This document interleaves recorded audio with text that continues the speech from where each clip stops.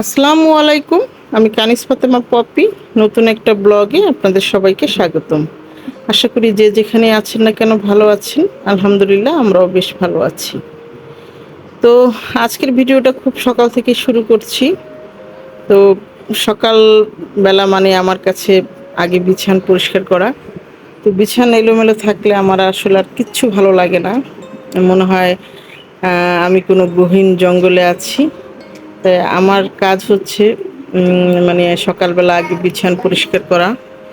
তো বিছানটাই পরিষ্কার করে নিলাম। তারপরে আমি আসলে চিন্তা ভাবনা করি যে আজ সকালের নাস্তা কি বানাবো। তো আজকে রুটি পরোটা কিছুই বানানো নেই। রুটি পরোটা বানানো থাকলে আসলে সুবিধাই হয়, ইনস্ট্যান্ট ভেজে খাওয়া যায়।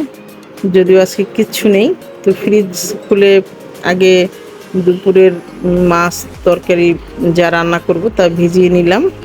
আর চিজ ছিল, চিজ বের করে নিলাম। তো আমি জানি না যে কি নাস্তা বানাবো। তারপর দেখলাম যে না, আসলে পাউরুটি দিয়ে চিজ দিয়ে সকালবেলা একটা নাস্তা তৈরি করে খাওয়া যাবে। তো এইভাবেই আসলে নাস্তা তৈরি করতে গেলাম। এটার অ্যাকচুয়ালি কি নাম আমি জানি না, তো ভালোই লেগেছে। আর যেটা শুরু করি, সকালে আদা পানি খাই।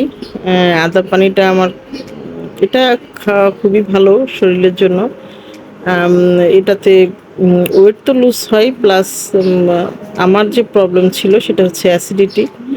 তো অ্যাসিডিটি অনেকটাই এখন নির্মূল। এটা খাওয়ার পর আমি অনেকটা ভালো থাকি। আসলে আপনি আহ, আহ, যতই সাপ্লিমেন্ট বা আদা পানি জিরা পানি যাই খান না কেন, লাইফস্টাইল চেঞ্জ না করলে ওবিসিটি বলেন, তারপর অ্যাসিডিটি বলেন, কোনোটা থেকেই বাঁচা সম্ভব নয়। তো চেষ্টা করি ভাজা পোড়াটা একেবারেই এড়িয়ে যেতে, কারণ ভাজা পোড়া খেলে একে তো ওজন বাড়ে, দ্বিতীয়ত অ্যাসিডিটির ভীষণ প্রবলেম হয়। তো বাচ্চাদের ঘর যেহেতু, তো দেখা যাচ্ছে বিকাল হলে আহ, কিভাবে কিভাবে যেন ভাজা পোড়াটার দিকেই আসলে যেতে হয়। তো যাই হোক, চেষ্টা করছি আর কি যতটা সম্ভব কমিয়ে আনার। তো নাস্তা রেডি করছি।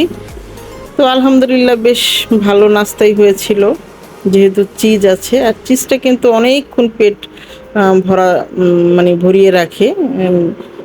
চিজ দেখবেন আপনি অল্প কিছুর মাধ্যমে খাবেন, মানে দিয়ে তারপর দেখবেন পেট অনেক সময়টা দীর্ঘ সময় মানে আপনার ক্ষুধা লাগবে না। তো যাই হোক, নাস্তা সেরে খুব একটা সময় পাইনি। আর ওদের এক্সাম চলছে, তো ওদেরকে পড়তে দিয়ে আমি রান্নাঘরে চলে এসেছি। রান্নাঘরে কিছু মাছ এনেছিলাম গতকালকে, তো স্বপ্ন থেকে এনেছিলাম। এবার আর বাজারে যাওয়া হয়নি, কারণ স্বপ্নে যখন দেখি যে ফ্রেশ মাছ বা দেশি মাছ পাওয়া যায়, তো মানে জেনারেলি ওখান থেকে আনা হয়। তো মাছগুলি দেশি ছিল এবং বেশ ফ্রেশ ছিল। আর টোনা মাছ পেলে তো কোনো কথাই নাই, টোনা মাছটা আমার ভীষণ ভালো লাগে, বিশেষ করে টোনা মাছের ভর্তা। তো রেগুলার পাওয়া যায় না অবশ্য।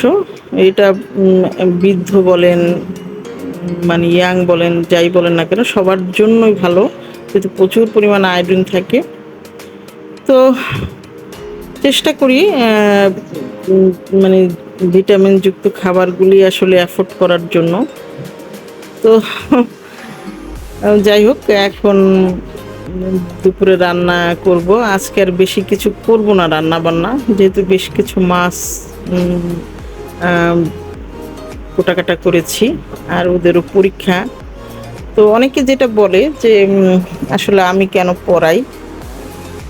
আমার মনে হয় মাই হচ্ছে একজন বাচ্চার সন্তানের সর্বোত্তম মানে শিক্ষক।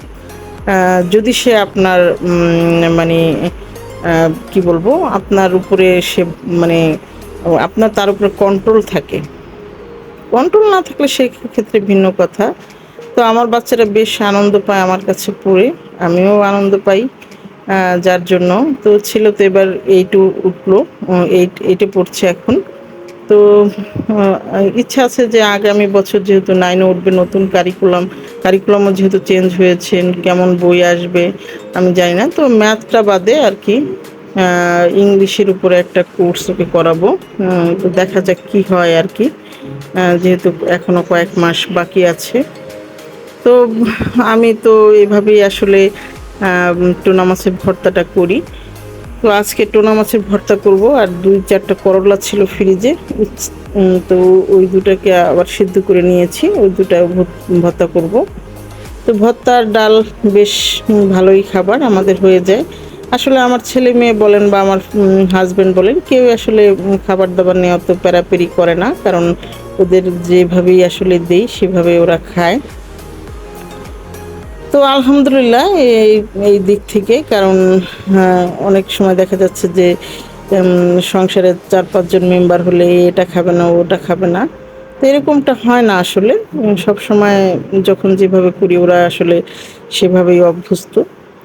মানে বিশেষ করে আমার মানে সমস্যাটা বা আমার যে মানে আমি যে মানে আমার দিকটাকে ওরা বিবেচনা করে, আসলে এই জন্য ওদের প্রতি আমি কৃতজ্ঞ।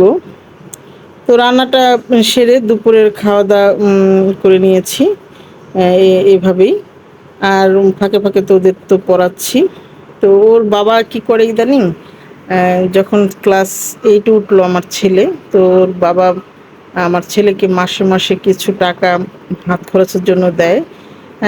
এটা আসলে মানে আমি একদিক থেকে ভালো কিংবা খারাপ, মানে সবার জন্য যে মানে একই রকম হবে বিষয়টা এরকম না।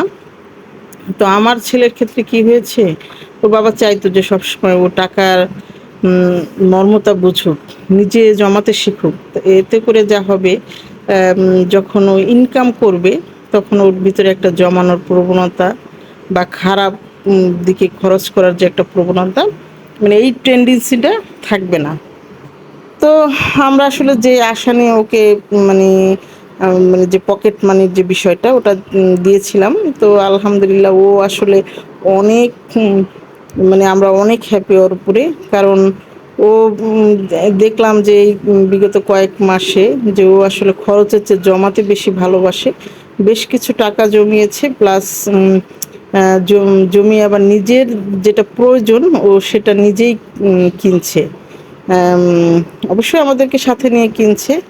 তো ওর একটা এয়ারপোর্টের খুব প্রয়োজন ছিল, তো আমাদেরকে নিয়ে এসেছে এয়ারপোর্ট কেনার জন্য। তো সেই সাথে এর মাঝে বল, ব্যাট, নিজের খাতা কলম সেই টাকা দিয়ে সে করে, এবং খুব সীমিত আকারে সে খরচ করে। তো ভালো লাগছে এটা, যে আসলে যেই উদ্দেশ্যে আমরা ওকে মানে এই সিস্টেমটা চালু করেছিলাম, সেই উদ্দেশ্য আসলে আমাদের এখন পর্যন্ত কিছুটা সফল। তো এইভাবে টাকা পয়সা হাতে দিলে যে সবাই নষ্ট হবে বা সবাই বিগড়ে যাবে বিষয়টা কিন্তু আর এরকম না। আপনি আপনার সন্তানকে তো ভালো করে চিনেন, মানে বুঝেন, দেখেন। তো সেইভাবে আসলে স্টেপ নেওয়া উচিত। সবার ক্ষেত্রে যে একই রকম হবে এমনটা না কিন্তু। তো যাই হোক, এটা ছিল রাতের বেলা। তো রাতের বেলা আমরা সাধারণত বিটরুটের শরবত খাই।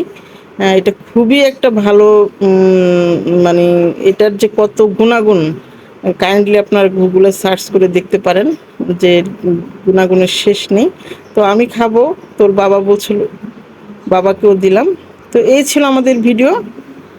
তো সবাই ভালো থাকবেন, আসসালামু আলাইকুম।